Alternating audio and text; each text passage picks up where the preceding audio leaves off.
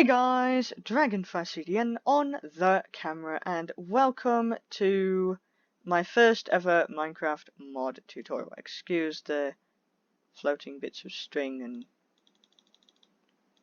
gunpowder, I think that is. I can't tell from over here. I've been setting all of this up, so yeah. Today I'll be doing the Extreme Reactors mod. Now this is a mod that I've seen a lot of tutorials of this on YouTube before, but they're all outdated versions of the mod. So I think I'm going to just do this specifically for a more up-to-date version of all of the mod tutorials. This will probably be a two-part as well, because there's a lot more in this than I actually hoped for. But anyways, let's get started.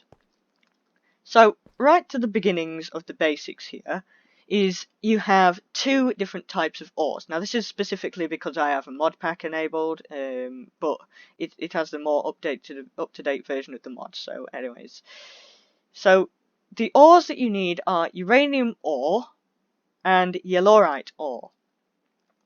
Now these two ores are not very easy to come across, and when you do find them, you need to get as much of it as possible. About, I don't know, about 50 pieces of either. I don't know. But if you smelt these, you get refined uranium. Now, if you grind it down in something like a sag mill or anything, you get uranium grit. And if you smelt uranium grit, you get refined uranium, which is very, very nice indeed. It also gives you a little bit of XP when you collect it, which is quite nice, if I do say so myself. And the second bit that you're going to need for this mod is graphite. Now, this is the block. You don't actually get blocks of graphite. You get graphite bars, which is the same as an ingot. It works the same way when you're making blocks. You need 9 ingots in a crafting grid to make a block. And in order to do that, you just put coal in a furnace or a redstone furnace or whatever, and it will make you graphite bars. Quick thing to note, you do not use charcoal. Charcoal does not work. You can't use charcoal to make graphite. It has to be regular old coal, otherwise this does not work. Right. So, everything that we're going to need for the crafting recipe, I have literally everything laid out before us. I have no idea where any of my blooming things just went.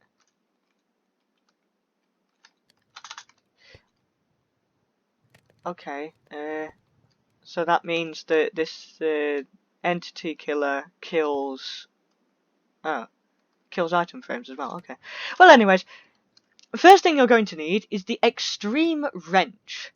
This mod will only use this wrench. No other wrench in the game, not even the Crescent Hammer, will work with this mod. You need the Extreme Wrench. In order to make this, you need 2 blocks of lime wool and 4 iron ingots to get the Extreme Wrench. Over here, one of the most used parts for this mod when building basic reactors is the reactor casing core. You need 4 pieces of iron, 2 pieces of gold, 2 pieces of graphite, and redstone.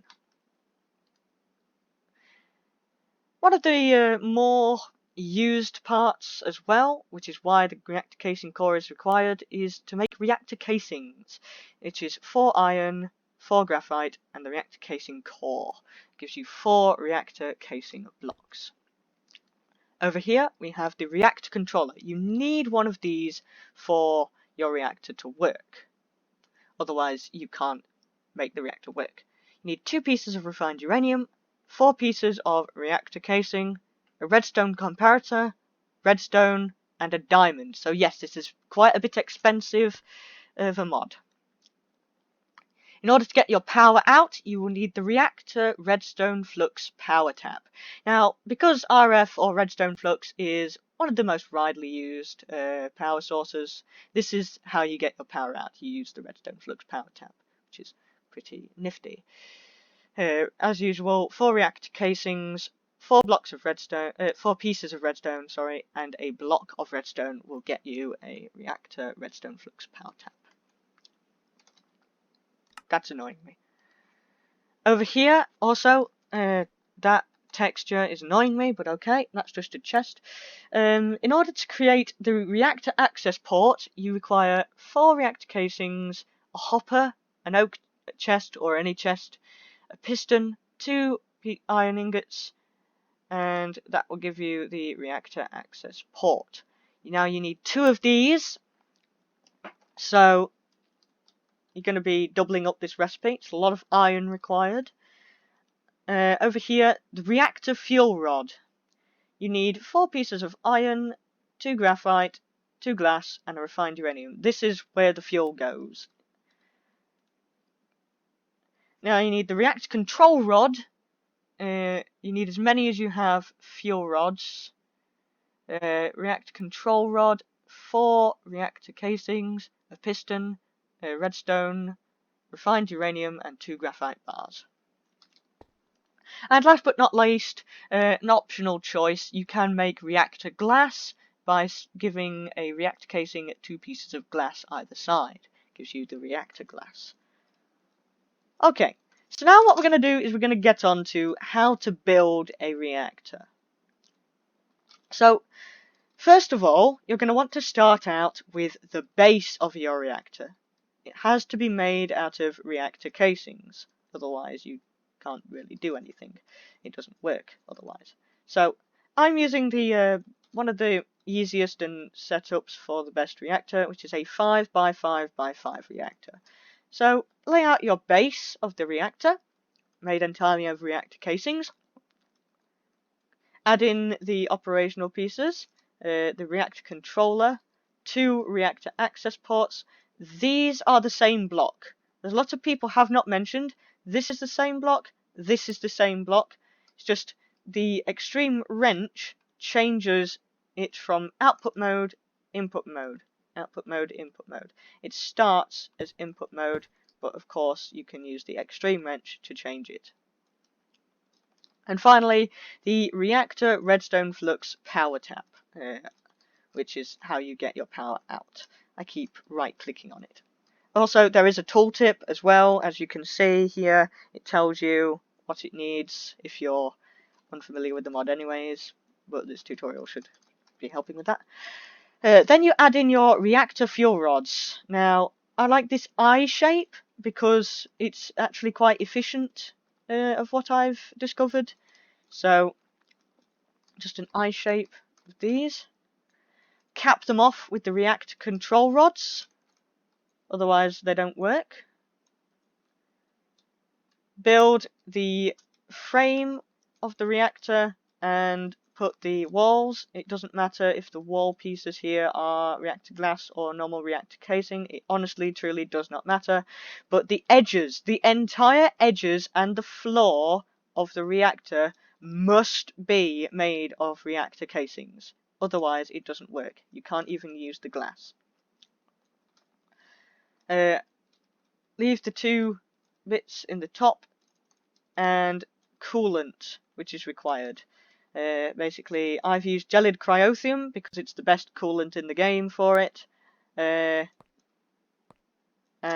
just cap it off. I've used reactor glass on the top because gelid cryothium likes to put snow on top of the normal reactor casing, so I'm using glass. If you want a lot of snow with your reactor as well, so power and snow, feel free to just not have reactor glass there, but that's my choice. I purposely removed a block from the center so it doesn't turn into a multi-block, so as to avoid confusion. And then this is what happens when that block is there. It becomes the multi-block system. All the blocks change and the multi-block is ready. You can operate these at any given time, and the reactor here is actually fully functional. Your output port and your input port over here. Right, so in order to fuel these reactors, I forgot to prepare. I need that. Thank you. Right, so in order to fuel your reactors, you just put some of your... Why is it not? I'm sorry, what? Well, okay. Anyways, so you put your refined uranium into the fuel slot. You'll notice that'll gain some fuel there. We have nowhere near enough. Hold up.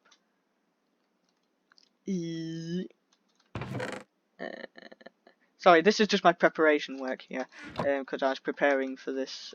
Spent about 5 minutes just preparing to do all of this. Chuck that in there. Wow, there's still not enough. Be right back. Something else to note is my Minecraft is very laggy. Oh, there we go. Problem. Refined uranium cannot be got from the creative mode inventory, so I have to smelt it. So again, I'll be right back. I got some more refined uranium. There we go. Right, this is now full. That's what I used back over there, so yeah.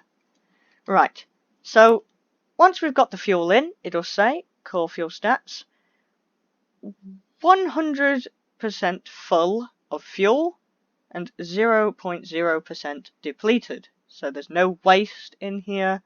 There's 7 fuel rods, there's a lot of buckets, 84 buckets of fuel, a whole load of storage space there. We have casing heat, core heat, and the energy buffer. We also have fuel reactivity, fuel burn-up rate, energy output, and core temperature. Now, I'm going to switch this on dead quick. You'll notice the core heat's going to go up, casing heat's going to go up. And you'll start producing energy. Right, something to note here, now that we're producing a few millibuckets of waste here. 100 millibuckets of waste is equal to a whole ingot of waste, which will be removed from the reactor when it reaches... I actually think it's 1,000 millibuckets. Is it 1,000 millibuckets? Yes, it's 1,000 millibuckets. So 1,000 millibuckets of waste is 1 ingot of waste, which we'll get onto in part 2 of this. But anyway, core temperature. Temperature inside the reactor core. High temperatures increase fuel burn up. So the higher your core heat, the more fuel you're essentially wasting.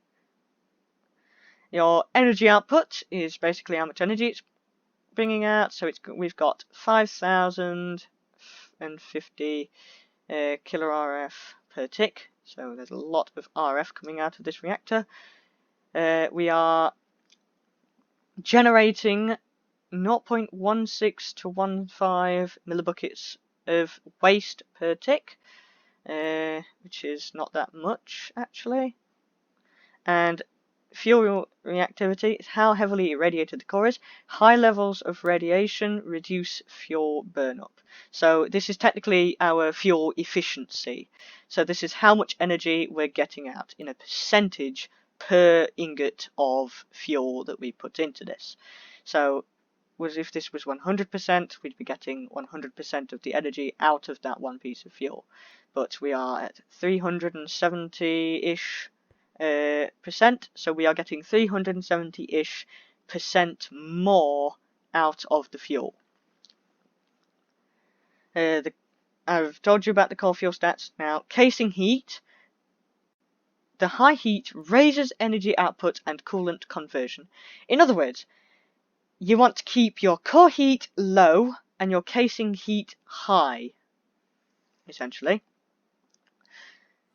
Your core heat uses more fuel. Your casing heat makes more energy. If core heat is higher than casing heat by any large margin, you are fuel inefficient into the way that you are burning up more fuel than is actually necessary to be burned up. Now that we have all of that out of the way, that's pretty much it for this mod, as part 1 of this mod anyway. Part 2, I will show you all about how to turn your reactor into a turbine reactor. But anyway, I thank you all for watching this episode of zombies and creepers spawning all of the bloomin' time. And I will see you in the next one. Bye bye!